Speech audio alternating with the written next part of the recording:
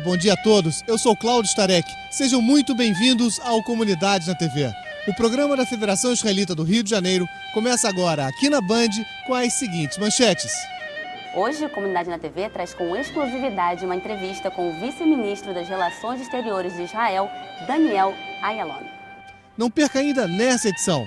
O Congresso Nacional votou e aprovou a importância da imigração judaica para a construção do Brasil. Já já você vai ver aqui no Comunidades na TV. Não percam no programa de hoje uma conversa com Michel Stiveman.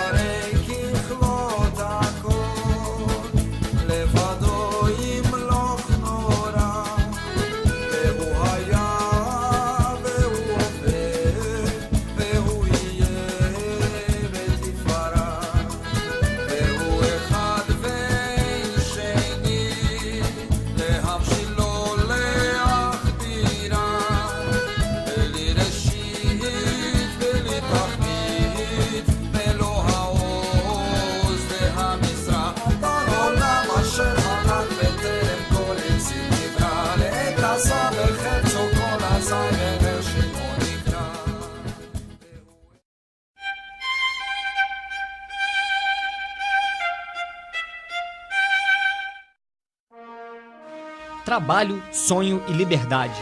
Estas eram as 3 palavras mais desejadas pelos imigrantes judeus que chegaram ao Brasil no início do século passado. Hoje, dia 18 de março, é celebrado o Dia Nacional da Imigração Judaica. A data foi instituída para comemorar a contribuição do povo judeu na formação da cultura brasileira.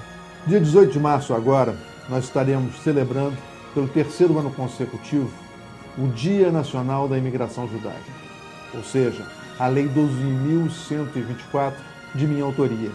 O Congresso Nacional votou e aprovou a importância da imigração judaica para a construção do Brasil. Por isso, vamos celebrar no Brasil inteiro a importância dos judeus na construção desse magnífico país que acolheu a todos e continua acolhendo um espírito de harmonia e de paz. Os imigrantes que chegavam aqui não tinham ideia do que iriam encontrar pela frente. Se depararam com arquitetura e prédios enormes, mas, por outro lado, procuravam a tão comentada selva, os índios e as serpentes que andavam pelas ruas. Entretanto, o desejo de um mundo novo superava qualquer imaginação e fez com que enfrentassem o que fosse. E assim foi feito. Eles vieram em condições bastante rudimentares, condições difíceis, mas todos com muita esperança, né? com muito desejo, muita vontade de vencer na nova terra. Em 1824, os judeus que estavam aqui fundaram a primeira sinagoga que foi erguida em Recife, a Kahal Zur Israel. A sinagoga se encontra até os dias de hoje lá. Ainda no século XIX, os imigrantes começaram a se espalhar pelo continente. Judeus que vieram do Líbano, Marrocos e Egito foram para os lados da Amazônia e até hoje existem famílias em Belém e Manaus. Em 1890, no Rio Grande do Sul, já era possível ver judeus de bombacha e chimarrão, trabalhando na lavoura. Meu pai saiu em março de 59 e veio para o Brasil numa missão oficial do Egito, e quando acabou a missão, ele foi ao embaixador do Egito, entregou o passaporte e fez o pedido de imigração da família dele, mulher e 4 filhos. Uma irmã casada, outra já estava fora, mulher e 4 filhos que ainda estavam no Egito, e pediu que saíssem. Então nós chegamos em novembro de 59, praticamente sozinhos. Já no Rio de Janeiro e São Paulo, imigrantes da Europa, vindos da Rússia, Bessarábia, Polônia e Alemanha, chegaram aqui e foram se instalando aos poucos. No Rio, particularmente, os imigrantes se instalaram no centro, Praça 11, Penha, Madureira. A diversidade de judeus levou o povo a construir diversas sinagogas, que hoje em dia estão espalhadas pela cidade. O Brasil, que sempre recebe seus visitantes com a receptividade única do povo brasileiro, também acolheu da melhor forma possível os judeus vindos dos mais variados países. Mesmo espalhado, os imigrantes sempre fizeram questão de preservar as tradições judaicas, que continuam até hoje e está na beleza dos casamentos, nas rezas, na comida e na alegria do povo. A presença dos imigrantes judeus deixou marcas que permanecem até hoje nos costumes e na vida de todos. A imigração judaica não contribuiu apenas para deixar o Brasil mais populoso. A contribuição dos judeus em setores como a cultura, arte, saúde e economia é visível. Um país que se quer democrático e pluralista tem a vantagem de ter suas comunidades desenvolvidas. As comunidades representam as várias imigrações que vieram para o Brasil e que se organizaram como entidades brasileiras que provocam e concorrem para o desenvolvimento do país. Estes homens e mulheres, idosos e crianças, chegaram, formaram e fizeram seu destino. Por isso, comemorar o Dia Nacional da Imigração Judaica é, sem dúvida nenhuma, fortalecer e homenagear nossos antepassados. Assistam no próximo bloco a entrevista com o vice-ministro de Israel, Daniel Ayalon.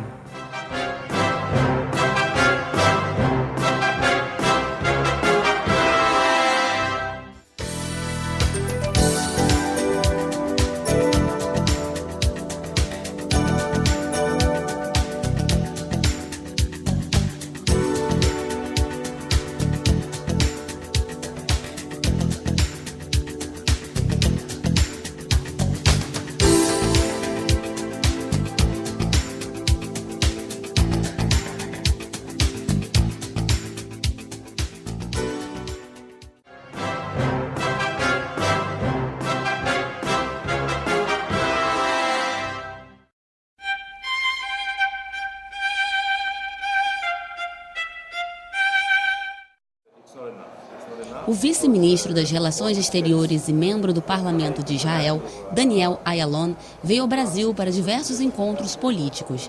Em sua breve visita ao país, ele esteve no Rio, onde encontrou com a imprensa judaica para falar dos conflitos no Oriente Médio, principalmente do possível ataque às usinas nucleares do Irã. Também visitou Brasília e, em seguida, foi para Buenos Aires. Esta foi a primeira visita do vice-chanceler ao Brasil, resultado das boas relações entre os dois países, visando estreitar ainda mais os laços existentes. Ayalon também foi embaixador nos Estados Unidos. Além disso, atuou como vice-conselheiro político do primeiro-ministro Benjamin Netanyahu e Ehud Barak. Pela primeira vez, o Comunidade na TV recebe o vice-ministro das Relações Exteriores de Israel, Daniel Ayalon, para falar dos maiores desafios da política externa israelense. Ministro, obrigada por ter vindo. Eu gostaria de começar nossa entrevista perguntando sobre o mais recente conflito. Terroristas com base na faixa de Gaza e apoiados pelo Irã lançaram recentemente mais de 160 mísseis, foguetes e morteiros em cidades e aldeias israelenses. Podemos afirmar que está começando uma nova intifada? Existe terrorismo o tempo todo. Gaza é financiada pelo Hamas, que é uma organização do terrorismo e conhecida como tal na Europa, nos Estados Unidos, etc. O alvo deles é somente crianças e civis. Tem o apoio do Irã, de outras forças radicais, da Síria, Hezbollah. Milhões de pessoas no nosso território vivem sob o ataque de mísseis. Nenhum país iria tolerar isso, e por isso a gente luta. Nós iremos colocar um fim nisso, responder fazendo o que tem que ser feito. Atentados recentes contra embaixadores e diplomatas deixaram Israel em alerta. O Irã pode estar por trás desses atentados? Sim, sem nenhuma dúvida. A gente tem várias evidências concretas. Da mesma forma que fizeram em nossa embaixada em Buenos Aires há 20 anos. Da mesma forma que tentaram matar o embaixador da Arábia Saudita, em Washington.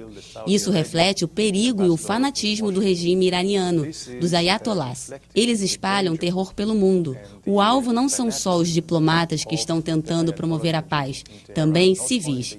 O Irã é perigoso, pois tem tem ambições globais e muito perigosas, não só no Oriente Médio, mas também na África, na Ásia Central e até mesmo na América Latina. In Africa, also in Central Asia, also here in Latin America. Barack Obama pediu que Israel evite atacar as usinas atômicas do Irã.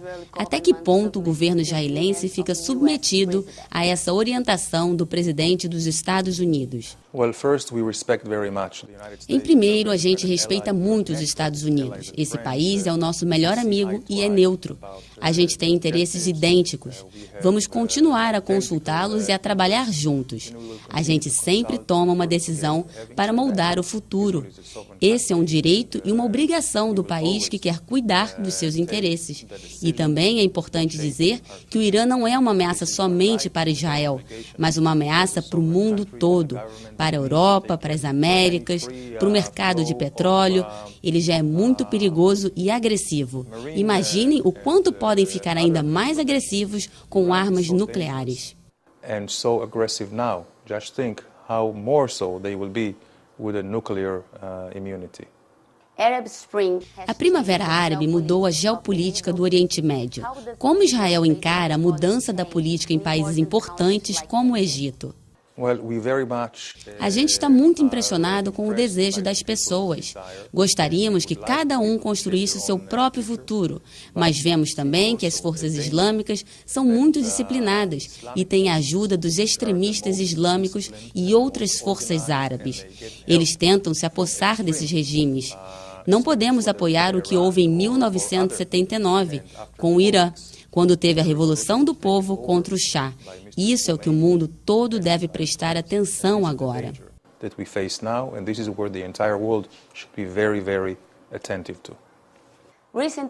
Recentemente, o presidente do Irã, Mahmoud Ahmadinejad, acabou não vindo ao Brasil e não foi recebido pela presidente Dilma Rousseff. Acredita-se que é o resultado da mudança da política externa brasileira.